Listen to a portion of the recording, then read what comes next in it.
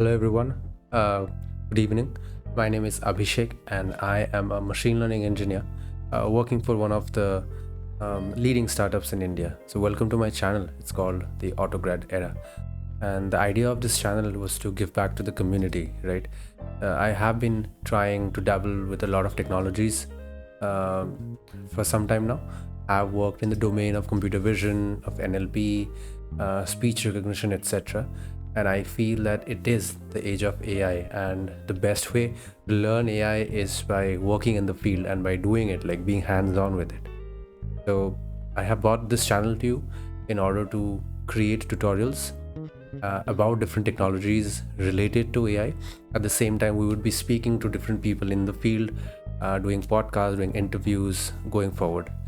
The first series that I'm coming up with is a tutorial on PyTorch, and trust me, it's the only tutorial you would be needing in order to get hands-on with PyTorch and start making deep learning models by yourself, right?